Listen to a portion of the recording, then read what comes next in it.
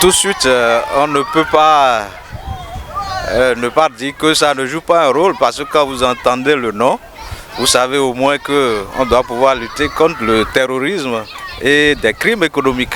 Donc chaque personne qui entend ça doit savoir que s'il commet l'une ou l'autre de ces infractions qui pourraient être jugées le plus tôt.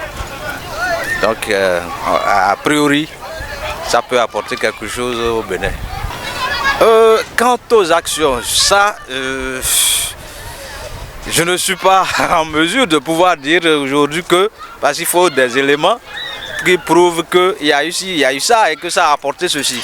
Maintenant, je ne sais pas si le bilan fait au niveau de la criette même ou bien au niveau de l'État peut, bon, ce n'est pas à notre disposition pour qu'on puisse dire que quand la criette est arrivée, il y a eu ci, il y a eu ça et que ça a apporté tout ce que nous, en tant que population, nous observons, c'est que on amène des gens à la criette et puis on les juge. Maintenant, le retombé, ce que ça a apporté, on ne voit pas ça encore, on ne voit pas, on ne sait pas. Donc il faut connaître avant de pouvoir dire. Est-ce que vous pensez que cela avait été à un moment donné une nécessité d'avoir une cour pour juger les crimes économiques? Les crimes économiques, s'il y en a, il faut le juger, il faut les juger. Il n'y a pas, moi, je ne trouve pas d'inconvénient à ce niveau.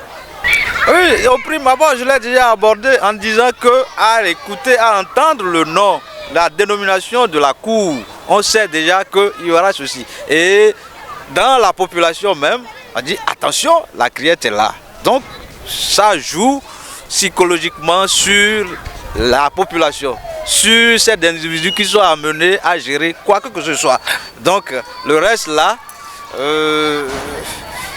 c'est dans ce que fait, dans le bilan qu'aurait fait la criette ou bien l'État et qui est mis à la disposition de la population, qu'il arrive à reconnaître ça, qui serait aujourd'hui la criette a apporté tel, la criette a amené ceci. Mais psychologiquement, l'objectif est atteint.